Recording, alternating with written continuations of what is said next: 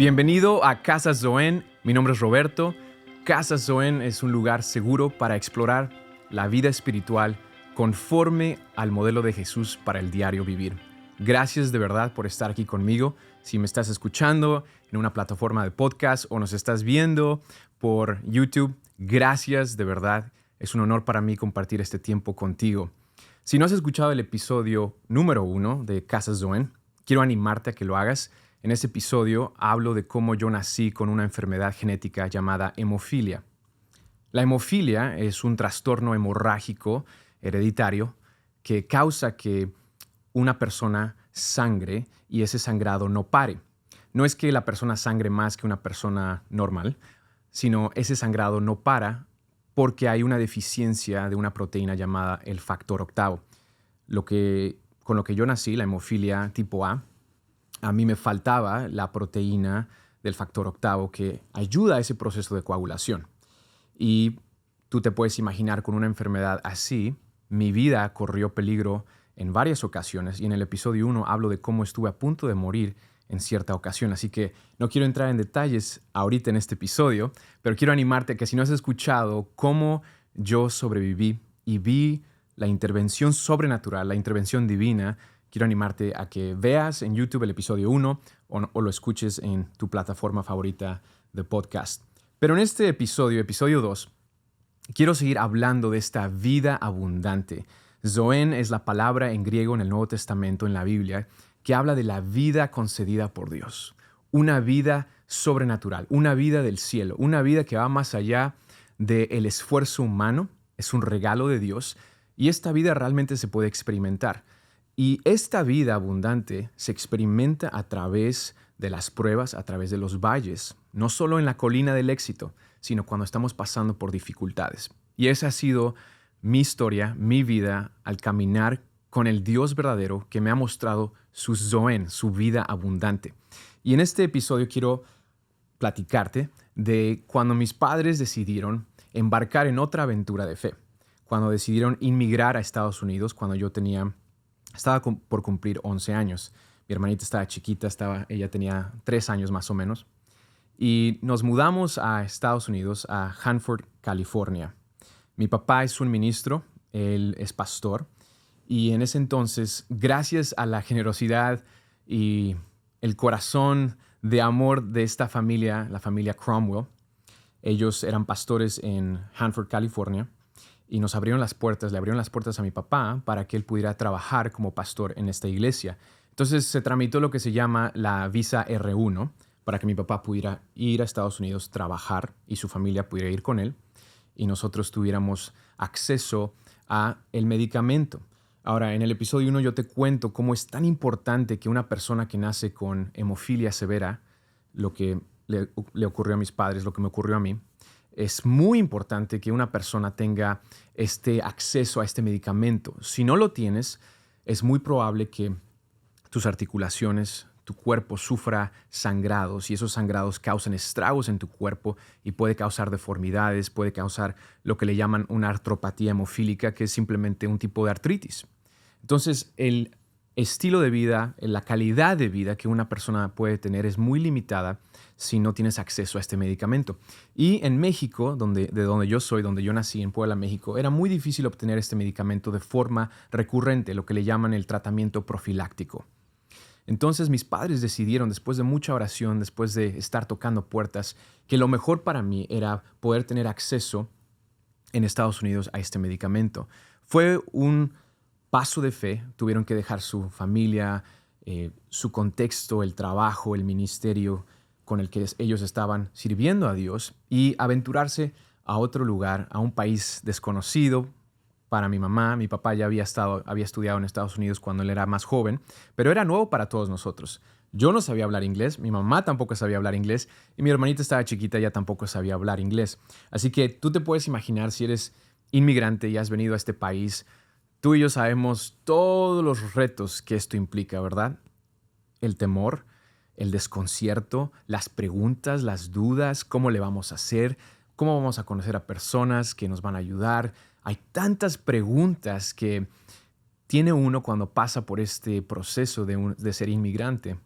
Y yo me aferré de todo corazón a Dios. En esos días yo recuerdo cuando tuve que ir a la escuela por primera vez, estaba por cumplir 11 años y todavía recuerdo dejando el apartamento y yendo a la escuela sabiendo que yo no sabía hablar inglés.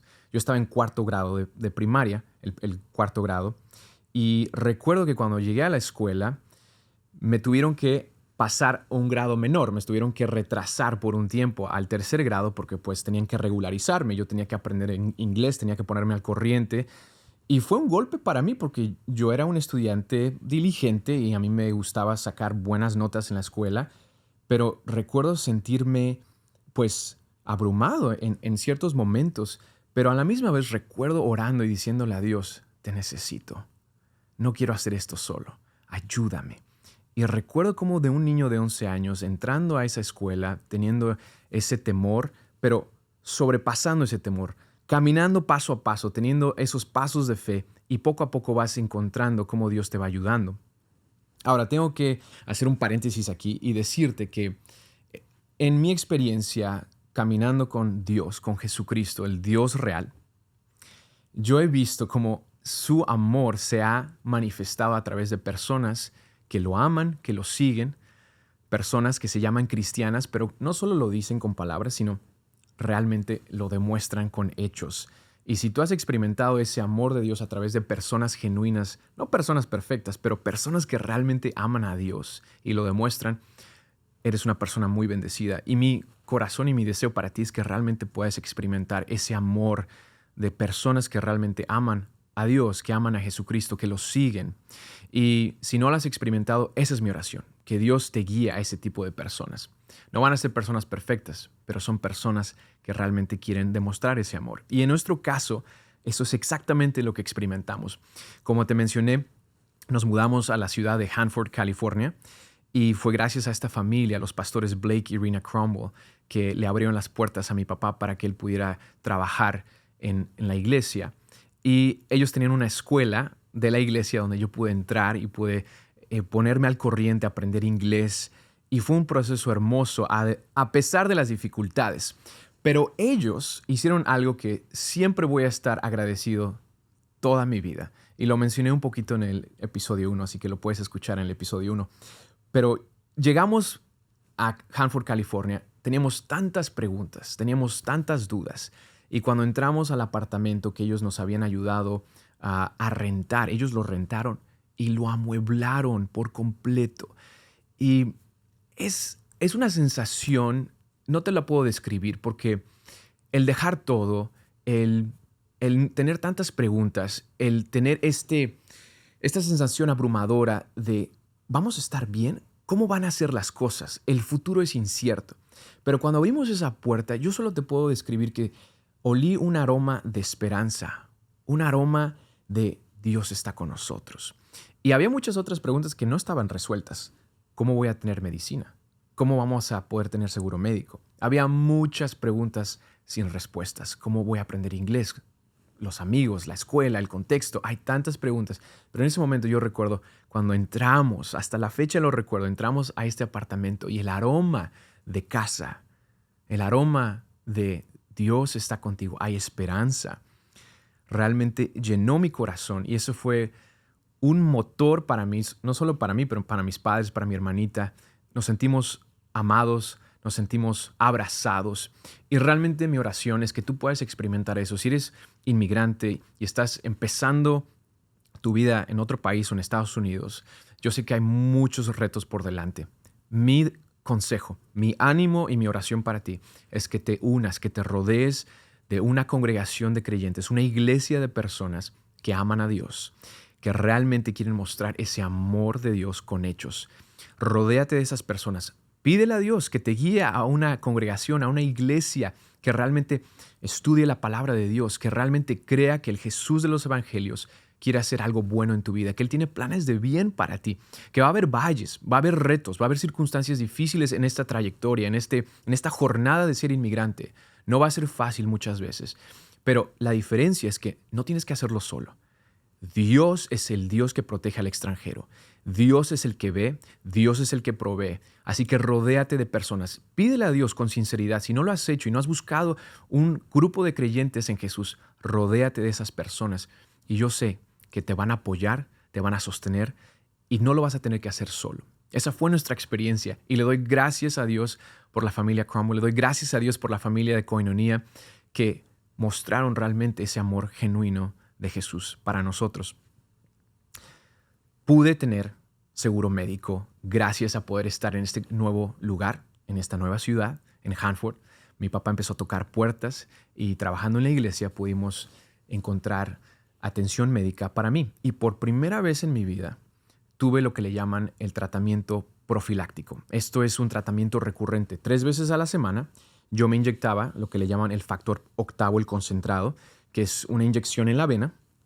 Y este medicamento provee de manera a tu cuerpo ese factor que falta. Mi cuerpo no lo produce de forma natural, entonces este factor octavo entra. Y es un milagro el poder tener esta medicina. Lo mencioné en el episodio 1, es muy costosa este medicamento y sin seguro médico es algo muy, muy difícil. No fue fácil, pero tocando puertas, creyendo que Dios nos iba a proveer lo que necesitábamos, cada día, paso a paso, como dice Jesús cuando nos enseñó a orar, danos hoy el pan diario, nuestro pan cotidiano, el pan diario de cada día. Paso a paso íbamos confiando y mis padres iban tocando para obtener este medicamento. Así que esto revolucionó mi vida, realmente cambió la trayectoria de mi vida, porque yo de los 6 años a los 10, 11 años, realmente yo no participé en deportes, realmente no era un niño activo, era un niño que estaba bien resguardado, me la pasaba mucho tiempo con mis padres, cada conferencia que iban, cada vez que iban ellos a compartir de la palabra de Dios, cuando había lo que le llamaban los congresos, cuando había reuniones, yo siempre estaba con los adultos, siempre estaba con mis padres sentado cuando los otros niños salían a jugar. Pero en ese contexto, en ese ambiente, yo empecé a recibir la palabra de Dios. Mi corazón estaba expuesto a escuchar y creer en las historias de la Biblia. Esas historias se convirtieron en mis historias. No eran solo historias o cuentos de hadas. Realmente se hicieron mis historias. Y yo empecé a poner en práctica esas historias. Así que ese proceso de los 6 a los 11 años, aunque no pude hacer deportes, Dios estaba forjando algo en mi interior. Dios estaba creando en mí una fortaleza, una resiliencia para poder enfrentarme a pruebas que iban a ser más difíciles más adelante. Al tener el medicamento, el factor octavo, por primera vez, recuerdo que en sexto y séptimo grado, empecé a poder hacer deportes por primera vez y empecé a competir en fútbol americano de bandera, no el verdadero, sino el que tiene los banderines para jalar y que no te lastimen. Empecé a competir en eso, jugué básquetbol, voleibol y sobre todo algo que descubrí que realmente me apasionó fue carreras de atletismo. Me uní al equipo de atletismo y descubrí, para mi sorpresa, que era rápido. Así que, para nuestra sorpresa, tienes que entender que esto era algo muy único, era raro, hasta raro. Porque si escuchas el episodio 1, yo hablo como yo tuve una cirugía en mi tobillo derecho. Y el pronóstico de los médicos, escuchen muy bien, el pronóstico de los médicos al principio, antes de la cirugía, era que no iba a poder caminar. No iba a poder caminar bien. Yo ya estaba en un tipo de silla de ruedas, en una carriolita que mis padres usaban. Después de la cirugía, y quiero que escuches el episodio 1 por eso cambió y recuperé un gran porcentaje de movilidad en ese tobillo derecho. Ahora, no era 100%. Ese tobillo todavía estaba un poco, no atrofiado, pero tenía una restricción en la movilidad de la articulación. Y además, lo que causó esos primeros 5 años de tener tantos sangrados y hemorragias en ese tobillo derecho, lo que causó es un tipo de... se atrofió un poco la pantorrilla derecha. Entonces, si tú veías mis 2 pantorrillas, lo que le llaman los gemelos que en algunos países, las pantorrillas, la pantorrilla izquierda estaba más gruesa que la derecha. Entonces, aparte de tener un tobillo con movilidad menos del 100%, también esa pantorrilla estaba más delgada. Y yo recuerdo, y digo, ahora me río y digo que es algo tan trivial, pero recuerdo sentirme un poco avergonzado cuando usaba shorts, porque yo, pues, lo sentía que la gente iba a ver, ¿no? Que tenía una pantorrilla, una pierna más delgada que la otra. Y para no hacerte el cuento largo, cuando empecé a descubrir que era rápido, de alguna manera eso no impidió mi velocidad. Era el más rápido de mi escuela. En el séptimo grado, que en Latinoamérica es como el primer año de secundaria, el primer grado de secundaria. Y mi coach me animó a que me inscribiera, a que compitiera en las carreras del condado de ese entonces, ese lugar, Kings County, en Hanford, California. Me animó a que compitiera para la escuela en los 100 metros planos. Yo no era de distancias, yo no podía correr bien esas carreras de distancia, la milla, las 2 millas, no, pero era rápido. Y entonces empecé a entrenar. Otra vez, como te dije, tuve medicina por primera vez en mi vida, recurrente, pude inyectarme 3 veces a la semana, constantemente, y empecé a entrenar. Recuerdo que la película Chariots of Fire es una película que me inspiró a correr como este hombre, Eric Little, Dios lo llamó para correr y él hablaba de cómo él sentía el placer de Dios. Si has visto la película de Chariots of Fire, él hablaba de cómo él sentía el placer de Dios. Creo que en español se llama carruajes de fuego o carros de fuego. Y él habla de que él sentía el placer de Dios cuando él corría, porque él fue creado para correr y corría para la gloria de Dios. Y recuerdo yo leyendo el libro en sexto grado y luego en el séptimo grado, en primero de secundaria. Esto fue un motivo de inspiración para mí. Yo quería correr para darle gloria a Dios. Nunca lo había hecho. Y aparte era bueno. Y después de mucho entrenamiento, de varios meses de prepararme, yo lo tomé en serio. Dejé de tomar soda. Dejé de comer azúcar.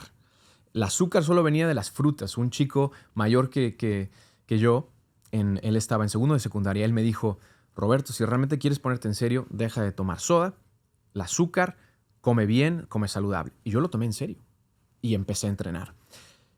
Lo que ocurrió fue que sí pude ganar bastante entrenamiento y pude mejorar mi velocidad, pero eso tuvo un impacto en mi cuerpo.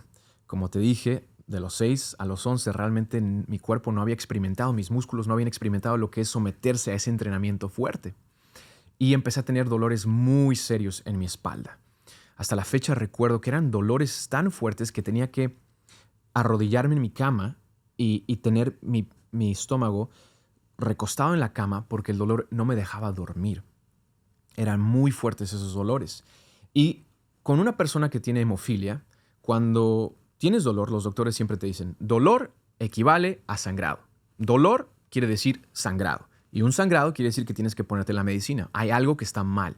Entonces, el dolor inmediatamente es una alerta roja que tenemos que hacer algo. Y pues empezamos a poner el medicamento, pero no paraba, el dolor seguía. Yo seguía entrenando, pero con estos dolores. Entonces mis padres decidieron llevarme al doctor, al médico, con el hematólogo para ver lo que estaba pasando. Recuerdo llegando a ese hospital, entrando con el doctor, yo estaba nervioso porque tenía una sospecha de lo que me iba a decir. Cuando el doctor me vio, me analizó y me dijo, estos dolores que tienes en tu espalda se deben a que estás poniendo tu cuerpo, lo estás sometiendo a un entrenamiento muy difícil. Y si tú sigues corriendo, puedes lastimarte seriamente. Y te recomiendo que no corras, que no compitas. Ahora, él me lo está diciendo a unos días de la carrera de los 100 metros, esta competencia del condado, donde mi escuela, Hanford Christian School, iba a competir y yo iba a ser uno de los principales corredores representando a mi escuela en los 100 metros planos. El doctor me dice esto. Si tú corres un serio riesgo de lastimarte. No te recomiendo que corras. Mira, muchas veces yo escuché malas noticias y yo sabía las limitantes de mi condición, pero con la gracia de Dios nunca dejé que me definiera.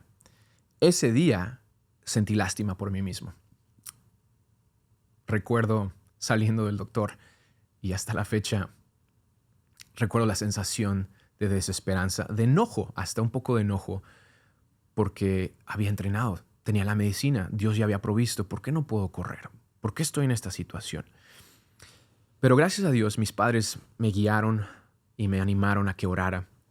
Y ese fin de semana me lo pasé en cama. Recuerdo estando en cama con dolor y orando. No recuerdo todo lo que oré, pero sí recuerdo esto, y esto te lo quiero compartir. Recuerdo estando en cama y diciendo estas palabras. Señor, Dios, glorifícate en mi vida. Glorifícate en mi vida. Trae gloria a tu nombre. Haz un milagro en mi vida. Y eso lo repetí durante el fin de semana. Y recuerdo el primer día de la semana, la carrera fue un martes, y recuerdo ese primer día de la semana desperté y tenía una paz, tenía una certeza en mi corazón. No te lo puedo describir con palabras, era algo en mi interior, algo en mi espíritu, que yo sabía que tenía que correr y que Dios me iba a respaldar, que Dios me iba a cuidar. Ese día el dolor ya no estaba. Y ya habíamos platicado mis padres y yo que si el dolor regresaba, iba a tener cuidado. Pero el dolor se había ido. No te lo puedo explicar. El dolor se había ido ese lunes y la competencia era un martes, si bien recuerdo. Y me preparé. Recuerdo estando en el autobús, en camino a esa competencia, había un alboroto en ese autobús de estudiantes de 13, 14 años y todos estaban entusiasmados. Pero había un chico en ese autobús que estaba callado, un chico que estaba orando, un chico que sabía que tenía algo que hacer para traer gloria a Dios. Y ese chico era yo. Y recuerdo teniendo esta paz, esta concentración, este enfoque que Dios me estaba dando. Y llegó el tiempo de competir. Yo tomé mi lugar en la carrera y me preparé. Y había varios chicos, no recuerdo exactamente como cuántos, eran creo que unos 9, 10 corredores. Y había un chico a mi izquierda, todavía lo recuerdo. Él era el favorito. La gente sabía que él era el más rápido del condado. Y este chico estaba alardeando. Estaba presumiendo de su velocidad y estaba hasta jugando de que, ¿qué tenemos que hacer? Le decía a la persona que tenía la pistola para disparar. ¿Qué tenemos que hacer? ¿Tenemos que cruzar hasta la línea? Ok. Y estaba jugando, muy seguro de sí mismo de que él iba a ganar.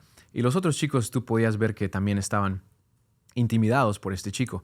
Pero yo no le puse atención. Lo vi y me enfoqué. Y todo lo bloqueé. Fue una sensación donde solo tenía una visión de túnel, si lo puedo llamar así. Todo se bloqueó. Y tuve una paz, una tranquilidad en ese momento y me enfoqué. Recuerdo cuando se disparó esa pistola, el gatillo sonó y salí corriendo. Y amigo, no recuerdo nada. Todo se desvaneció. Lo único que recuerdo es cruzando la línea al final, rompiendo, creo que era un listón, era un listón medio morado. Crucé esa línea y recuerdo alzando mis manos al cielo en victoria. Y yo sabía que había ganado, pero de repente todo se bloqueó, crucé esa línea y todo el ruido llegó después. Como que entró otra vez el mundo a mis oídos, una vez entré otra vez a la realidad y escuché a la gente gritando, volteé a ver a mis padres y realmente confirmé que sí había ganado. Y volteo a ver el otro chico, el chico que él era el favorito, el que la gente pensaba que iba a ganar, y él estaba en shock. Vino su amigo y le dijo, ¿qué pasó? Él no se la podía creer que un chico que nadie conocía había ganado la carrera de los 100 metros. Ahora, tengo algo aquí que te quiero mostrar. Fui al baúl de los recuerdos y encontré este banderín de primer lugar. Te lo voy a enseñar aquí en la cámara. Si nos estás viendo en YouTube, lo puedes ver. Si estás escuchando, quiero animarte a que veas el episodio en YouTube para que veas estos banderines de este primer lugar. En este banderín, aquí está la carrera de los 100 metros y gané con un tiempo de 12.92 en abril, el 29 de abril del 2003. 12.92. Ahora, ese tiempo tal vez no es algo magnífico hoy en día. Estaba platicando aquí con la producción de los tiempos hoy en día. Los chicos corren a una velocidad impresionante, tal vez 2 segundos más rápido que eso. Pero en ese entonces él era algo asombroso, pero no solo asombroso porque era rápido. Eso no es lo más asombroso. Lo más asombroso es que ese chico que cruzó esa línea al final, ese chico que ganó, era el chico que no podía caminar, el chico que a los 5 años estaba en una carriola. El pronóstico era que no iba a poder correr, el pronóstico es que no iba a poder caminar. Y ese chico con una pantorrilla más delgada que la otra, con una movilidad que no estaba al 100% en ese tobillo, pudo ganar. Y te lo digo al 100%, no fue por mi entrenamiento, no fue por mi talento, no fue por la medicina aún, fue por la fidelidad de Dios. El Dios real, el Dios que contesta oración, el Dios que realmente hace milagros, el Dios que quiere hacer un milagro en tu vida, el Dios que está esperando que tú voltees tu mirada hacia Él y le digas, te necesito. no quiero navegar esta vida sin ti. Yo quiero ver tu mano de bondad. Yo quiero ver tu vida manifestada en mi vida. Ese mismo Jesús, el Jesús real, el Jesús de los evangelios, el Jesús de la Biblia, así como me contestó a mí, no porque yo soy algo especial, no porque tuve una fe extraordinaria, no porque tuve una fe más grande que otras personas, sino porque realmente le dije, Señor, creo en ti. Haz un milagro, glorifícate, trae gloria a tu nombre, que la gente pueda ver que eres tú, tu bondad, tu poder expresada en mi vida. Y cuando yo corrí y gané, mi vida le estaba dando gloria a Dios. La gente que me conocía, la gente que sabía de mi historia, mucha gente fue conmovida. Puedes imaginarte, esa gente que me conocía desde pequeño, que me tenían que cargar, que veían esos sangrados, que veían que no podía caminar, que veían ese pronóstico que decía este chico, su vida va a estar muy limitada. Esos limitantes fueron rotos. Esos limitantes fueron rotos por completo cuando yo crucé la línea al final de esa carrera y gané. Querido amigo, te cuento todo esto no para alardear de mí, sino para jactarme de Dios, solamente de Él. No de mí, sino de Dios, de su bondad, para traer gloria a Dios. Quiero leerte un pasaje de la Biblia en el Evangelio de Juan. Esto es... El Evangelio de Juan habla de cómo Jesús estaba pasando un día con sus discípulos y vieron a un hombre ciego de nacimiento. Y quiero leerte aquí en Juan capítulo 9, versos 1 y 3 en la Biblia. Y esto es lo que dice el Evangelio de Juan. Al pasar Jesús vio a un hombre ciego de nacimiento y sus discípulos le preguntaron, Rabí, que quiere decir maestro, ¿quién pecó, este o sus padres, para que naciera ciego? Jesús respondió, ni éste pecó ni sus padres, sino que está ciego para que las obras de Dios se manifiesten en él. Ni éste pecó ni sus padres, sino que está ciego para que las obras de Dios se manifiesten en él. Sabes, cuando hay una enfermedad de nacimiento, como en mi caso, cuando hay algo que ocurre, un accidente, cuando hay malas noticias, a veces aún las personas más bien intencionadas, a veces esas personas vienen y te dicen, ¿qué hiciste mal? ¿Qué pecado hay oculto? Tal vez hiciste algo que desagradó a Dios y porque lo hiciste, esa es la consecuencia. ¿Y sabes qué, amigo? El pecado, esas decisiones incorrectas que hacemos, muchas veces sí tienen consecuencias en esta vida. Tú y yo sabemos eso. Nuestras malas decisiones a veces tienen consecuencias malas. Pero cuando hay alguien que está sufriendo, una familia que acaba de escuchar un diagnóstico de cáncer con su pequeño, una familia que acaba de perder a un ser querido, cuando hay cosas fuera de nuestro control, cuando tú estás pasando por sufrimiento, cuando estás pasando por una prueba, lo último que necesitas escuchar es, ¿por qué pecaste? ¿Quién pecó? ¿Qué hiciste mal? Aquí el Jesús real, la compasión de Dios, nos está mostrando un modelo para navegar este tipo de circunstancias. Y este verso en la Biblia fue de gran ayuda y de gran aliento para mí y para mi familia. Cuando venía esa condenación, cuando venía esa culpa o esas preguntas, ¿qué hicimos mal? ¿Quién pecó? Ese mismo Jesús nos decía, ni tú ni él pecaron, sino para que la gloria de Dios, las obras de Dios se manifiesten. Yo no sé por lo que tú estás pasando, querido amigo. No sé qué prueba te estás enfrentando, qué enfermedad estás atravesando. Mi oración para ti es que tú puedas voltear tu corazón, puedas creer, apoyarte en ese Jesús que no te condena, ese Jesús que te dice, dame tu vida y déjame que manifieste mi bondad, mis obras, mis milagros en tu vida. Ese mismo Jesús que hizo esos milagros, que proveyó para nosotros, lo quiere hacer contigo. Dios no hace excepción de personas. Y en este momento quiero animarte a que creas que ese mismo Jesús hoy te ve, ese mismo Jesús te dice, déjame manifestar mi poder en tu vida. Cree que yo soy bueno. Cree que voy a hacer una obra milagrosa en tu vida. Cuando yo pienso en esas historias, cuando yo era pequeño, esas vivencias, esas experiencias que marcaron mi vida, yo no recuerdo esas circunstancias y yo no veo a un chico lleno de fuerza, un chico lleno de valor, un chico lleno de una autoayuda que lo llevó adelante. No, en lo más mínimo. Yo veo a un chico débil, yo veo a un chico que titubeaba, un chico que tenía preguntas, un joven que temía a veces y una familia que tenía muchas preguntas a lo desconocido. Pero veo a Jesús, veo al Dios que es fiel, manteniéndonos a flote, el ancla de nuestras vidas, la fuerza de nuestras vidas, la esperanza de nuestras vidas, la vida abundante de Dios manifestándose en nosotros. Y si tú te sientes débil y tú sientes que no tienes las fuerzas para seguir, y tú escuchaste este testimonio, estas historias que te estoy contando, y tú dices, pero yo tengo tantas cosas que me limitan, tú no sabes por lo que estoy pasando. Y sabes, no lo sé, es verdad, no sé todo lo que te estás enfrentando.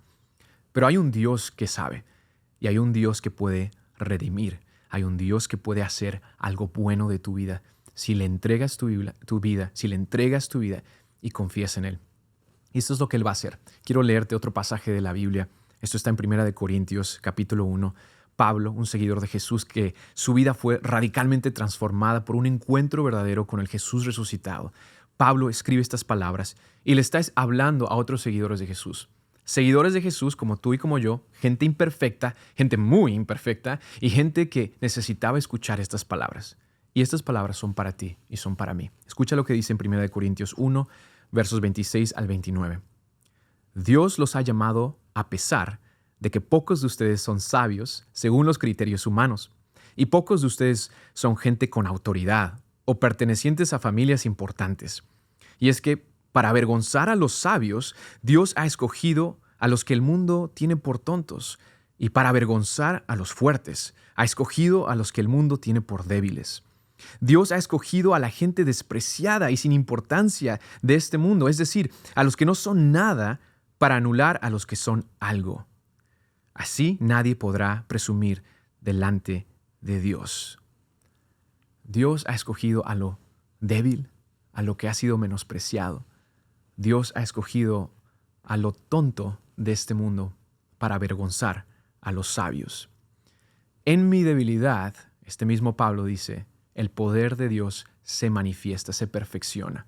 Si tú estás pasando por una prueba y tú escuchaste lo que te conté y tú dices, yo quiero experimentar al mismo Jesús del que tú me estás hablando, tú lo puedes experimentar. Esa es mi oración. Y en este momento, si me permites, quiero orar por ti, porque yo sé que muchos de ustedes, algunos de ustedes son inmigrantes a Estados Unidos, como yo les conté, que ha sido mi historia, y tú quieres ver la provisión de Dios.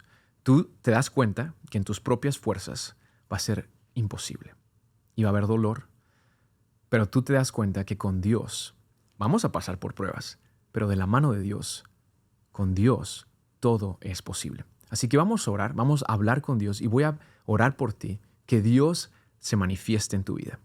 Ahí donde estás, cierra tus ojos si puedes y toma un minuto para enfocar tu corazón y escuchar a Dios. Vamos a hablar con Él. Señor Jesús, gracias que tu vida abundante, la vida de Dios, está disponible para cada persona que me está escuchando. Gracias que tú dijiste que tú eres el camino, la verdad y la vida. En ti está la vida. En tu luz vemos la luz. Tú eres la luz del mundo. Eres la luz que ilumina las tinieblas. Cualquier prueba que las personas están escuchando en este momento, que están pasando, cualquier aflicción, cualquier sufrimiento, cualquier enfermedad, Señor, yo te pido que tu gracia, tu misericordia, esa bondad de Dios se manifieste en sus vidas. Te pido que los corazones se ablanden, que corazones se volteen hacia ti y que confíen que tú eres bueno, que tú eres fiel, que tú no los vas a abandonar, que tú haces una obra de redención en sus vidas. Espíritu de Dios, llena a las personas que están escuchando este podcast. Espíritu Santo, gracias que estás presente. Gracias que el mismo Jesús de los Evangelios está haciendo milagros, está haciendo maravillas en las vidas de las personas que están escuchando. Y mi oración es que tú te glorifiques en sus vidas. Que Jesús sea glorificado y que puedan ver y que sus vidas puedan demostrar a otras personas que tú eres bueno y tú sigues haciendo maravillas. Te lo pido todo esto en tu nombre, Jesús. Amén. Querido amigo, mi corazón es que tú puedas experimentar esta vida abundante y estas este pequeño relato, esta vivencia que mi familia y yo experimentamos haya sido de inspiración, de motivación y de bendición para ti. Esto no es autoayuda, esto es la ayuda de Dios, la ayuda del cielo entrando a tu vida. Y quiero que tú la experimentes. Y mi deseo aquí en Casa Zoen es que podamos tener este tipo de conversaciones, que yo te pueda platicar más, podamos indagar, podamos descubrir esta vida abundante al estudiar las Escrituras, al estudiar la Biblia de forma fácil de entender. Podamos también platicar, conversar con otras personas acerca de la vida de Dios para que tú la puedas aplicar, que esto sea algo que puedas poner en práctica, algo que realmente sea de bendición para ti en el diario vivir. Y como les dije, si no escuchaste, no tuviste la oportunidad de escuchar el episodio 1 donde hablo de cómo Dios me libró de la muerte, quiero animarte a que escuches episodio 1. Déjame saber qué te pareció este episodio. Cuéntame en los comentarios, escríbenos, queremos saber de ti. Mi corazón es poder mostrar las maravillas de Dios. Mi corazón es poder demostrar que Dios es bueno y ayudarte en tu caminar de fe. Así que gracias por estar conmigo, gracias por escuchar o por ver en YouTube. Suscríbete a nuestro podcast, suscríbete a nuestro canal y espero poder estar contigo en otro episodio de Casa Zoen. Dios te bendiga.